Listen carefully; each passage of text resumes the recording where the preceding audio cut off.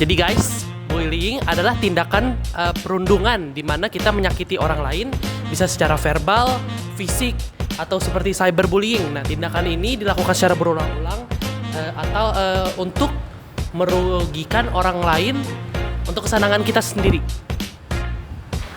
Data bullying di Indonesia, khususnya pada tahun 2024, menunjukkan bahwa bullying masih menjadi masalah serius, terutama di lingkungan pendidikan.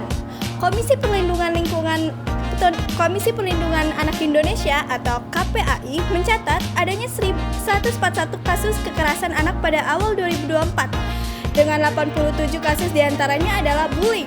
Selain itu, penelitian juga menunjukkan bahwa sekitar 42% pelajar di Indonesia mengalami bullying dalam kurun waktu 1 bulan.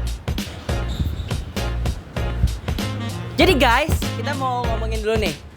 Sebelum kita mengetahui kenapa bullying ini bisa terjadi, apa pencegahannya, dan apa efeknya kepada korban, kita mau ngomongin dulu nih gimana perundungan itu bisa terjadi. Perundungan itu dilakukan oleh orang-orang yang merasa insecure. Gak ada lagi cuma insecure. Mereka insecure karena mereka merasanya, aku merasa pengen rendah nih, aku harus cari orang yang lebih rendah daripada saya. Saya harus bully mereka tunduk kepada saya. Itu ya pemikiran orang bullying. Pembuli ini bisa ada faktor-faktor orang menjadi pembuli.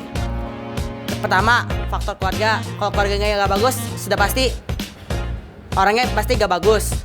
Kedua, faktor lingkungan. Nih, faktor lingkungan sih kurang efektif sih. Lebih tepatnya kayak di sekolah tuh banyak pembulian, apalagi yang namanya senioritas.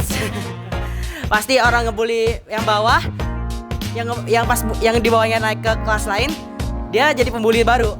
Karena mereka ingin kayak ngikutin tradisi lagi. Bully aja terus dari awal sampai akhir, gak selesai-selesai. Nah, efeknya apa ke korban? Pertama, korban depresi. Ya pasti dirundung terus, dikotor-kotorin terus, diinjak-injak terus harga dirinya, harga nama keluarganya, diinjak, dan diinjak. Ya Allah, astagfirullahaladzim. Kemudian kedua, korban jadi insecure tentang ya pasti depresi, habis itu insecure. Ketiga, self harm, artinya suka menyakiti diri.